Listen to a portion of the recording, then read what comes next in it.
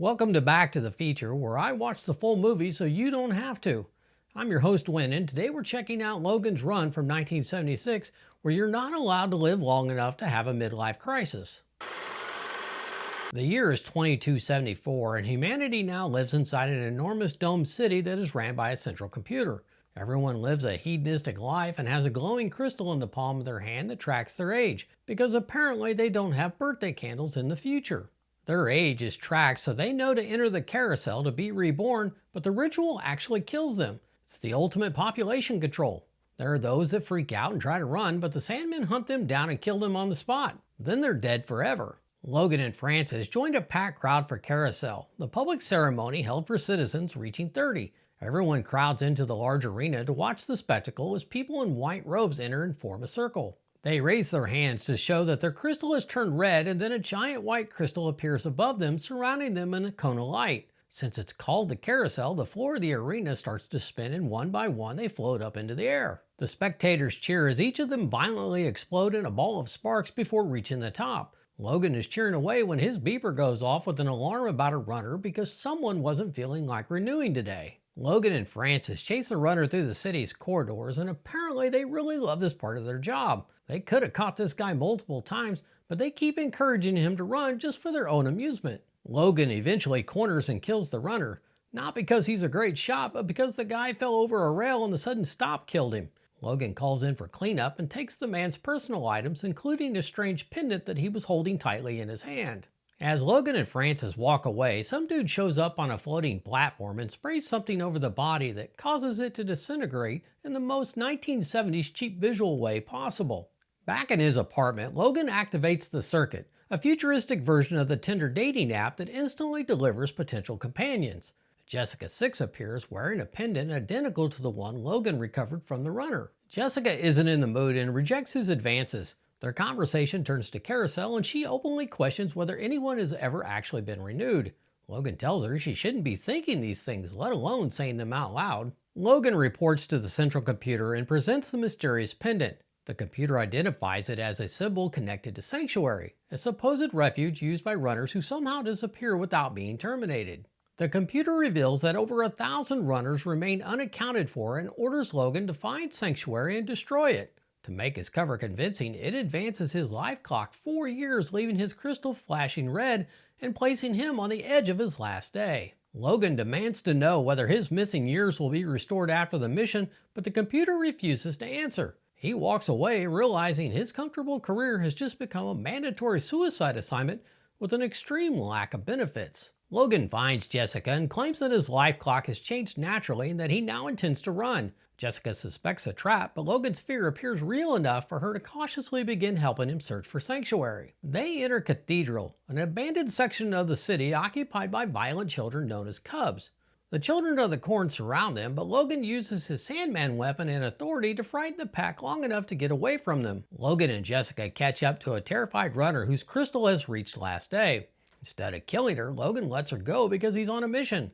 Francis shows up right behind them and watches as Logan lets the runner go, leaving him no choice but to take care of her. Jessica brings Logan to a clinic called New You, where people can change their faces as easily as they change their clothes. Holly 13 greets them while Logan arranges to receive a completely new appearance. The clinic's surgeon secretly belongs to the Runners Network, but he believes Logan is still working for the computer. During the procedure, he attempts to kill Logan by sabotaging the surgical machine while Jessica struggles to stop him. Logan escapes the table and knocks the surgeon into his own equipment, where the machine finishes the job without safeguards. Holly can only sit and watch as the good doc gets sliced and diced. Logan's face remains unchanged, so now he must continue his mission as a very recognizable fugitive. Francis shows up quick and gives Logan no choice but to give Francis a good whack to get a head start on their escape. With Francis in hot pursuit, Logan and Jessica are forced to take a shortcut through the crowded love shop. They push through the drugged and distracted patrons while Francis searches the room, but the pair slips into another hidden passage before he can spot them. Jessica finally brings Logan before the underground runner organization, and the frightened members debate whether to trust a Sandman, and then Holly shows up and tries to tell them Logan killed the doctor. Jessica has to remind Holly about Francis showing up hunting Logan. It takes a moment, but her memory finally comes back. Holly finally remembers the truth, and the others let down their guard and let them pass. Francis and the other Sandmen discover the hideout and attack, killing several members of the resistance, including Holly. Logan and Jessica flee through the tunnels and crumbling sections of the city that its pampered citizens never even knew existed. The escape route leads them to a door that can only be opened by using the pendant as a key. Logan drops Holly's key in a puddle of water, so he's forced to use the one he got from the runner. Once on the other side, they go deeper and deeper beneath the city. Not to be outdone, Francis finds the drop key and uses it to continue the hunt for Logan. When he catches up to them, he causes the room they're in to flood. Logan and Jessica go for a bit of a swim before they're able to make their escape through a hatch. As luck would have it, the room they escaped to contains an old elevator lift that Logan accidentally engaged, and now they have no choice but to enjoy the ride up. At the top, they enter a freezing cavern filled with fish and other sea life preserved in ice. Luckily, there just happens to be a couple of fur pelts that they can use to get warm since their clothes are soaked. The chamber's robotic caretaker, Box, comes rolling out, introduces himself, and then leads them to all of the runners that have come before them. Poor Logan is distraught to learn they've all been frozen in walls of ice. Box has been freezing every runner who showed up looking for sanctuary. When the robot tries to add Logan and Jessica to his collection, Logan fires his weapon and brings the icy operation crashing down around them. They escape through the collapsing cavern and emerge into natural sunlight for the first time in their lives. Logan and Jessica begin to explore the unfamiliar wilderness, encountering open skies, vegetation, and flowing water. Meanwhile, Francis is attempting to make his way through the demolished ice cavern, trying to get in as much overtime as possible. At first, the outdoors sucks because they're exhausted from all of the walking, but things are looking up once they find some water. While skinny dipping, Jessica notices that their crystals have turned clear. Logan now realizes that the entire 30-year limit was bullshit after all. They eventually reach the overgrown ruins of Washington, D.C. They wander into the weathered Lincoln Memorial that has long since been reclaimed by nature. As they stand at the foot of the giant statue of Lincoln, Jessica says that he looks like them, and Logan agrees, but he's never seen a face like that. They make their way to the ruins of the Capitol, where they discover the first person either of them has ever seen beyond the age of 30. The old man lives with dozens of cats, and he doesn't seem surprised to see them. Logan and Jessica start off by introducing themselves and telling the old man how they're looking for sanctuary. The old man has no idea what they're talking about, and Logan checks his hands only to find he doesn't have a crystal. They're fascinated by his old features, and Jessica even inquires if the cracks in his face hurt. They then learn that aside from all the cats, the old man is all alone. He explains parents, families, and growing old, concepts that sound completely alien to two people raised by machines. Logan concludes that sanctuary is not a physical place and that the missing runners never reach safety. As Logan explains his theory to Jessica, he only manages to upset her. The old man then shows Logan some paintings of other old people. While Logan and the old man are distracted, Francis sneaks in and snatches Jessica. When Logan realizes Jessica is missing, he quickly finds out that Francis has her hostage. Before Francis completes his assignment, Logan convinces him to take a look at his palm. He doesn't believe what he sees and says it's all a lie. Logan distracted him long enough for Jessica to grab his gun and chuck it over the rail. Logan and Francis fight it out while the old man and his cat stand by and watch. Logan gains the advantage and mortally wounds his former friend, and Francis dies still believing that he will somehow be renewed. So yeah, he's dead. After burying Francis in the graveyard, Logan decides to return to the Dome City and expose the truth before another carousel begins.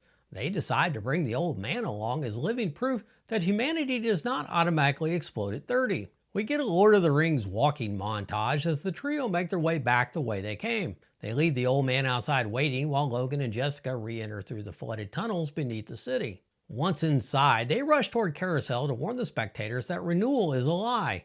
Logan even shows the clear crystal on his hand as proof, but the crowd of people are like sheep and refuse to listen as Logan and Jessica are seized by Sandmen. Logan is taken to the central computer for interrogation about his sanctuary mission. The computer probes Logan's memories and repeatedly demands the location of sanctuary, and Logan answers over and over again that there is no sanctuary. This news forces the machine to confront information that contradicts everything it was programmed to believe. Unable to resolve the contradiction or account for the missing runners, the computer begins to overload. Logan breaks free, grabs a weapon, and shoots the guards. During their escape, he fires into the computers, causing explosions to spread throughout the facility as the city's automated controls collapse. Buildings rupture, ceilings fall, and the terrified citizens are forced to escape any way they can. The paradise that promised to protect them cannot survive the truth and basically self-destructs. Outside, the survivors gather around the old man, touching his face and staring in amazement at someone who has lived far beyond last day. For the first time, they understand that Carousel offered real death and there was no such thing as renewal. The old man didn't mind the attention as he was just happy to see so many people having lived much of his life all alone. Logan and Jessica look on with pride as the credits roll. The end. And that was Logan's Run, a movie that puts a dark twist on the famous counterculture mantra, don't trust anyone over 30. While it performed well at the box office, it never received a sequel or a reboot in the 50 years since it was released. If you lived in this future, would you go to Carousel or would you run? Let me know in the comments below. I personally would be Forrest Gump. If you enjoyed this breakdown, hit like, drop your favorite scene in the comments, and subscribe for more retro cinema every week. Thanks for taking time out of your day to watch, and I'll see you on the next Back to the Future.